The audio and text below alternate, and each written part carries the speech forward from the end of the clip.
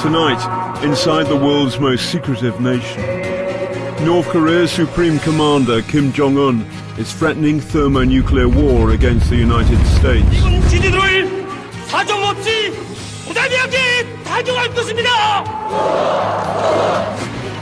With tensions escalating, Panorama spends 8 days undercover inside the most rigidly controlled nation on Earth. So, welcome to the real North Korea.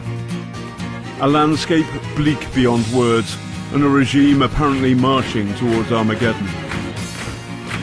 이제 도발자들은 임의의 순간에 거북의 불벼락을 면치 못할 것이다. But is this talk of war for real, or a regime afraid for its own survival, playing a shadow game? We may see a thermonuclear war. I'm sure it's not the North Koreans' plan to unleash that kind of a thing.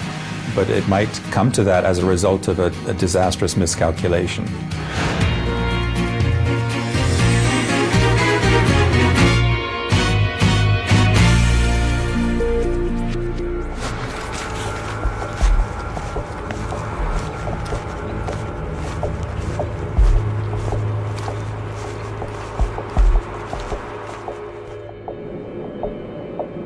We're flying into the strangest nation on Earth. Unstable, paranoid, aggressive. And after its latest nuclear test in February, even China, its old ally, voted against it at the UN. No wonder North Korea is fast running out of friends. Journalists are all but banned from North Korea, so I'm going in undercover, part of a tour group. Guide number 1. The regime's human face. Hello, everybody. Hello. I'm glad to meet you here in Pyongyang. It's immediately clear we've come to North Korea at an interesting time. At the moment, the situation is very tense, as you know. Nobody knows when the war will provoke, but anyhow, we'll be safe in our country. You know, our boss has the mark, the Korean International Travel Company, so the Americans won't strike our boss. Our guide number 2 says hello. So, good afternoon, everybody. So, I'm a guide from KITC. So, They were both our guides and also our ever-vigilant escorts. We're on an official 8-day tour, so the guides put us up in one of the top hotels in the Democratic People's Republic of Korea. Pity about the lights. This is our hotel in the centre of Pyongyang. This is the toilet. There are no lights, extinct, there's always on the floor. And here's the view outside the hotel. They're building a bank, night and day. Day and night. It's 4:30 in the morning. They never stop. I'm told it's a joint venture with a Chinese bank, a rare sign of inward investment.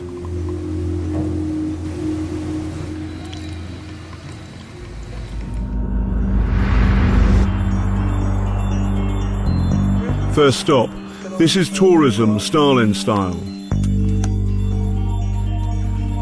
Joining us today is the trip's official cameraman. He films us, we film him. He films us filming him. This is a controlled society, but what's the ideology behind it? The official video they made about the trip, with their words and music given to us at the end, provides a clue. This is monument to party founding. It was erected in October 1995 to mark the 50th anniversary of the founding of the Workers' Party of Korea. So there's the hammer, there's the sickle, and there's the paintbrush. Workers by hand and by brain. It feels like symbols of an old religion. The main square. Many see North Korea as a communist state. 1 year ago, Marx and Lenin still had pride of place. But this year on our trip, they've gone. Now you see them. Now you don't. So what sort of system is this? North Korea has a higher share of the population in uniform than Nazi Germany and Fascist Italy had until the Second World War. So I think it's much more accurate to look at North Korea as a far-right state, an ultra-nationalist state. It is deeply racially biased. Koreans are taught that they are superior. Kim Jong-il was an unabashed admirer of Hitler and copied him quite consciously, down to details like the Nuremberg marches, which are staged in Pyongyang to this day.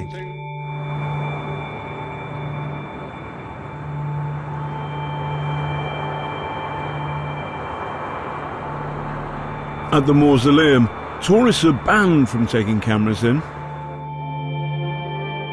Kim Il-sung has been dead these past 19 years, but he still calls the shots. As far as I know, it's the only nation in the world ruled by a dead man. Generalissimo Kim Il-sung is still the leader of the country. But he's a corpse. I'm sorry, you don't understand the North Korean ideology, the religious nature of this. He is a kind of god. He lives eternally. As does his son, Kim Jong-il, Kim too, who lies in his own glass box. When he died nearly 2 years ago, his younger son, Kim Jong-un, then 28, took over the family firm.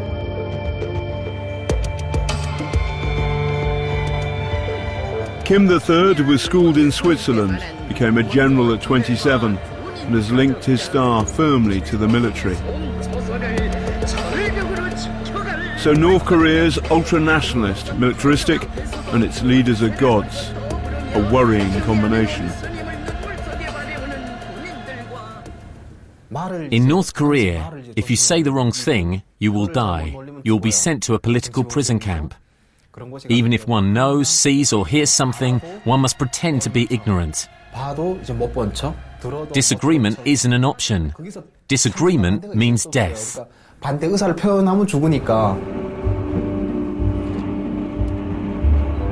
The ideology may be terrifying, but does this place really work? At this bottling plant, on the production line, no production today.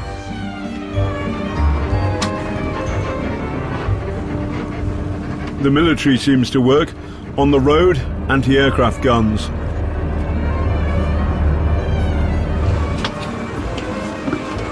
Next, time to pay homage to Kim I.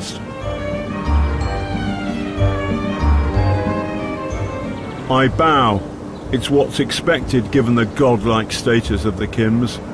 It's at the entrance of what we're told is a collective farm. You get the feeling this isn't an ordinary farm. I might be wrong. So where are the crops, the fields, the animals?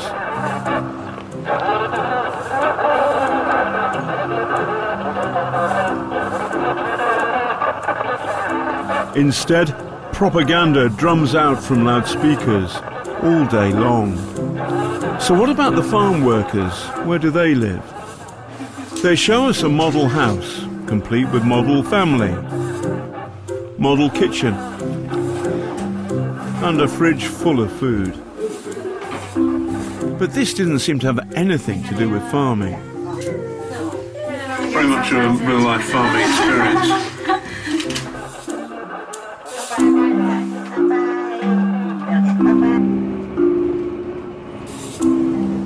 Off to a spa hotel, set aside for the regime's worthies and foreigners like us. Breakfast in a gilded cage.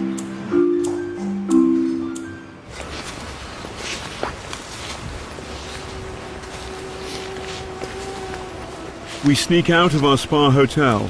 The barbed wire separates us from the locals. North Korea is one of the poorest places on earth. So, welcome to the real North Korea. Life is bleak here, no reliable power, No freedoms as we know them, not even to travel to the capital without permission.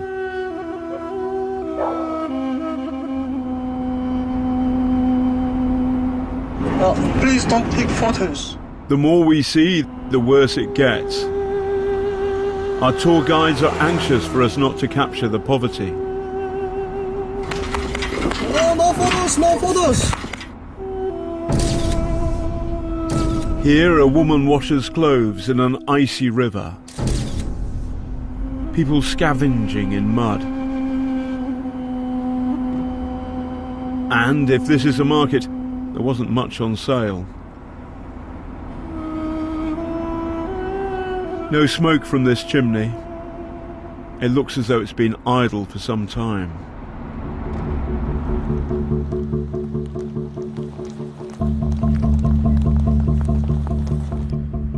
They take us to a showroom for this giant industrial complex. They make electricity generators here, they say. There goes the electricity again. We asked for a tour of the factories. Now the Korean Peninsula's situation is getting worse and worse on the verge of Korean War. So they are now producing the military things. So they can't show the whole factory. To us, they use the war as an excuse when things go wrong. Do they do the same with their own people? When you talk to North Koreans about the state of their country, a lot of them recognize that North Korea is very backward and very poor. But they tend to blame that on outside interference, American sanctions, and indeed, if a light bulb blows in Pyongyang, people will say, blame America.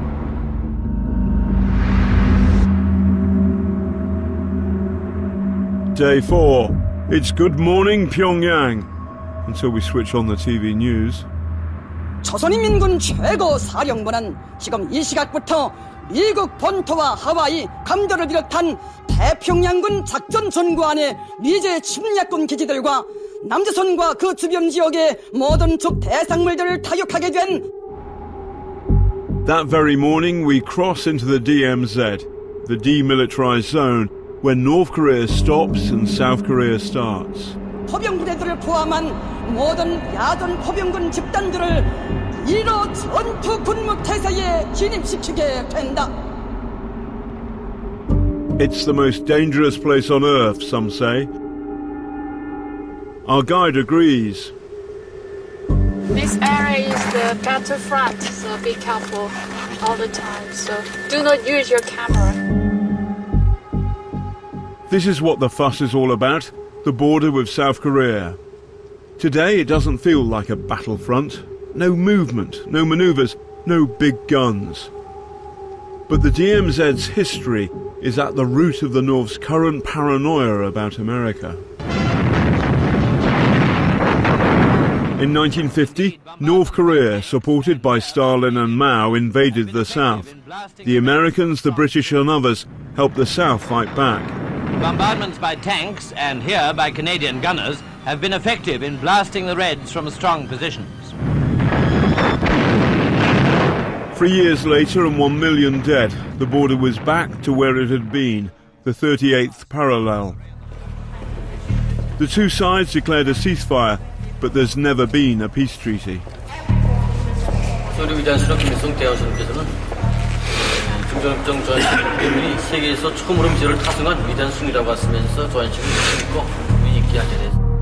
Here, who started the war still matters. I ask if it might have been the North. That's not true. It's not true. No, it's not true. But is there going to be another one? In Britain we're less afraid because we're further away. Something gets lost in translation. 우리 집 전쟁 발발하게 될 시간이 빨리 가야 돼. 너무 무서워서 지금 하나도 걱정하지 말라고 얘기했어. 그런 좀 따뜻한 바닥이 있으니까. I'm hard. North Korea first tested a nuclear bomb 7 years ago. Now their latest propaganda claims their rockets could hit the US mainland. 인체 비유로 말하면 워싱턴 DC를 정조준한 열핵 타격은 세계를 감시하는 미국의 눈과 귀를 단칼에 도려내는 것이고 포인트 로마 해군 기지를 In reality, they could hit South Korea, Japan, and possibly American bases in the Pacific. 하와이를 종조준한 열핵 타격은 At the border, on a day when Pyongyang is boasting its rockets are primed and ready to fire, it couldn't be more peaceful. But on the far side of the blue hut, something's missing. Usually there's South Koreans on guard, sometimes Americans too. Today, it's eerily quiet. At the moment, this is a war of words, but will there be a shooting war? 전쟁이 일어나는 가망한 거는 이유들은 자세히 정치하게 따라서 대선 기술을 보려는가 침략 경쟁의 수를 좀 중지하는가. But for now, they're relaxed enough for tourist snaps.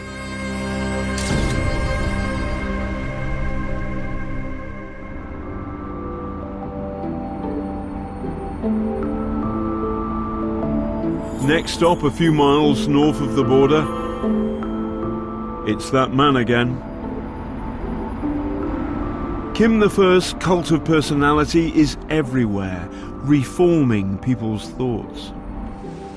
It certainly would appear that the North Koreans are brainwashed.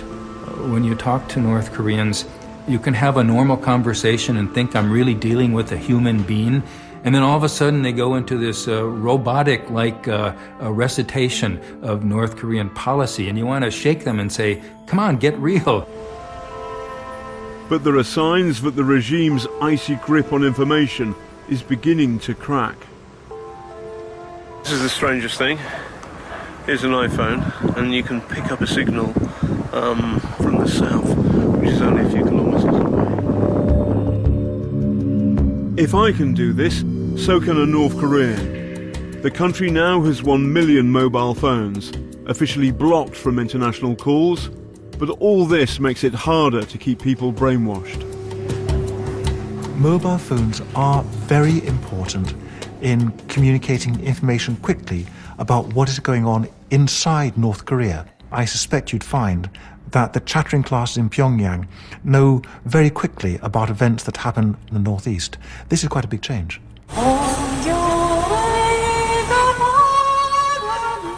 A night out in Pyongyang. Our guide has a lullaby for us, the nation's reunification song.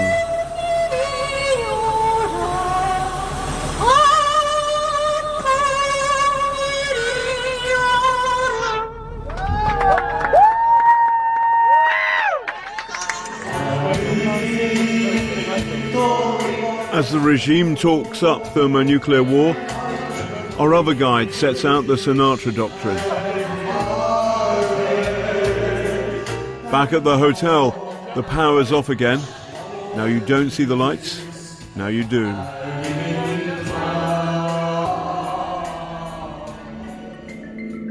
Look at this shot taken from space. Compare the night sky. The north puts out a sad glowworm. The south blazes with light. A few miles south of the border, it's as if you're on another planet.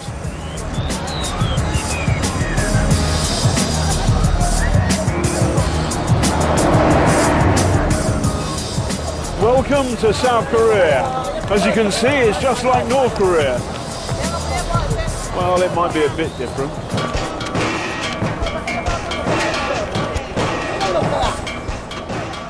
In South Korea, you've got all sorts of things you don't have in North Korea.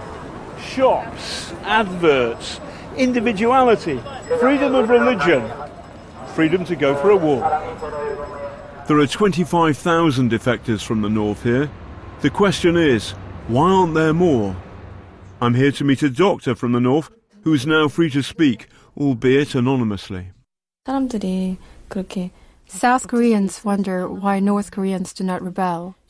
Brainwashing starts in the womb.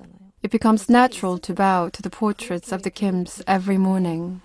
그냥 아침밥 먹을 때도 먼저 가서 인사하고.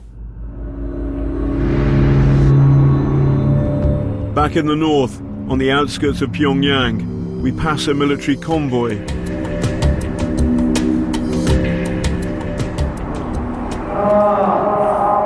And in town, they're testing the public address system. Something's going on. We've seen loads more soldiers in town today. They're very difficult to film, but you can feel the tension rising. The problem is, it's impossible for us to ask. What's really happening? We don't know. Instead, there's a trip to the People's Library. I asked for one particular book. 1984, that's the name of the title. Or any English book. George Orwell predicted a world where the threat of constant war kept the masses subdued.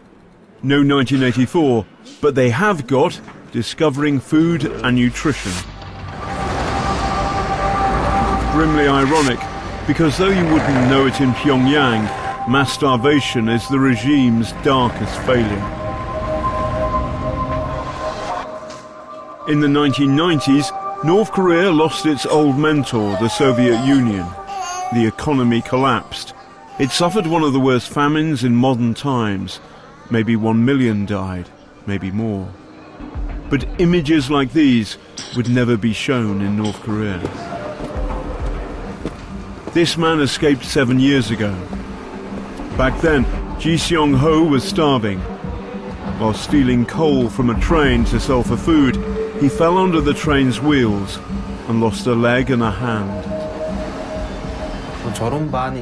I think I lost my mind from dizziness, sleep deprivation and hunger. My grandmother and my neighbours died of starvation. When you went into the cities, train stations, markets and alleyways, you found lots of dead bodies. I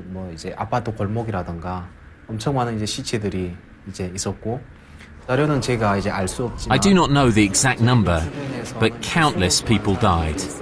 Countless. Officially, the famine was downplayed, but malnutrition continues. 2 years ago, the UN estimated that 6 million people, a quarter of the population, needed urgent food aid.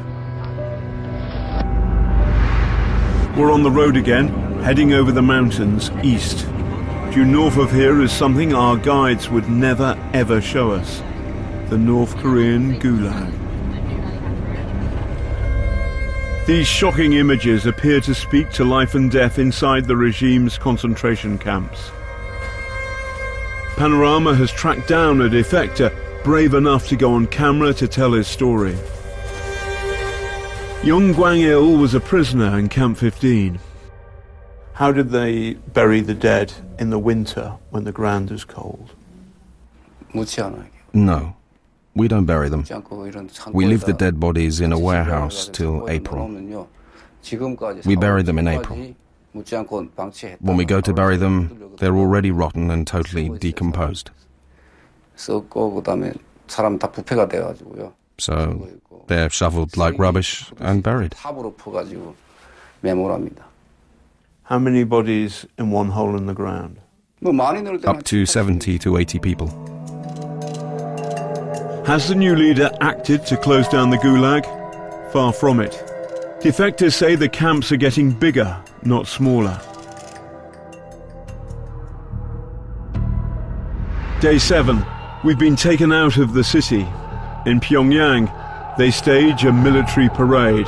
The regime is shaking its fist at the world. For us, a ride on the metro. No ads, and it just so happens to be the deepest in the world. Handy if the war ever did go nuclear. This is the first moment we bump into ordinary North Koreans. Even in the tube, the regime's wall of sound never lets up.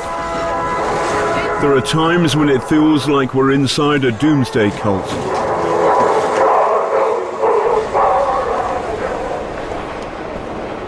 The papers are full of warmongering and martial songs. Artillery of the Sacred Mountain will have its answer.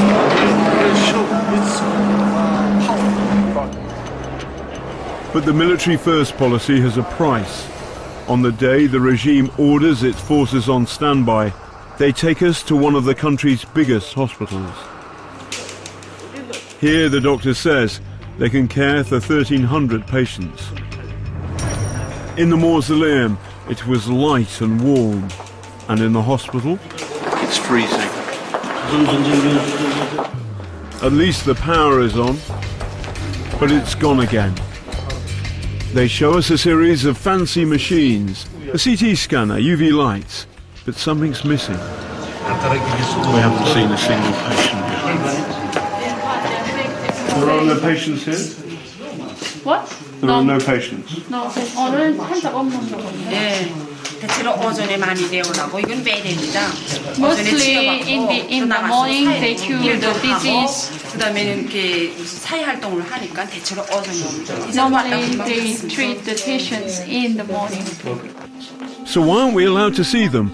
We asked the doctor who defected about her experience of North Korean hospitals. If you, as a doctor, had said, we need more money for medicines for the patients, what would have happened to you? If that happens, they would kill me, the next day or even that same day. They would kill you regardless of your ranking. Even a high-ranking official would be killed. Everyone knows that. It's the end of our tour, and we still haven't seen any patients. Tell the doctor, we're not fools. We haven't seen any patients. Please don't treat us in this way.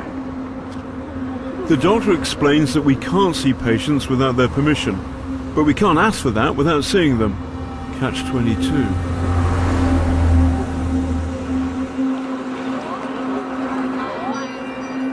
Then they take us for a treat. And who should I bump into in the stalls? What feels like the entire North Korean officer corps. Top billing at the circus. Soaring above the trapeze, a rocket. The officers go wild. Do they mean it? Or are they too putting on a show? The people are indoctrinated to believe that North Korea must exercise military power. When I lived there, we used to say it would be better for a war to break out so everyone can die together and see the end. But what if this High Wire Act, blaming foreign enemies for its own failures, goes wrong? North Korea is on a collision course with the United States and South Korea. We may see a thermonuclear war, but it wouldn't be because the North Koreans wanted it. But it might come to that as a result of a disastrous miscalculation.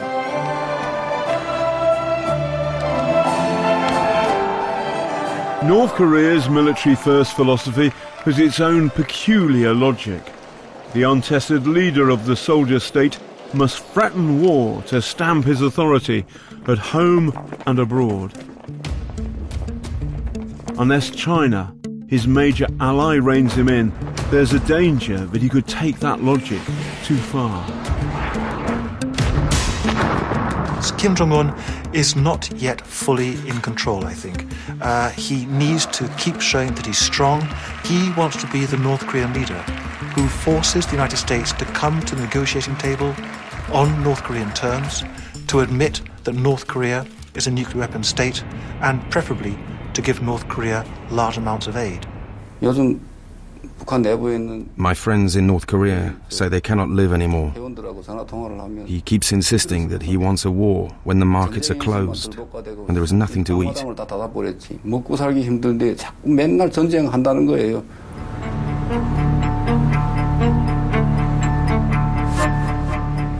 On the day we left, North Korea declared a state of war with its neighbour. For the moment, Kim III remains armed with nuclear powers, the most dangerous man on the planet.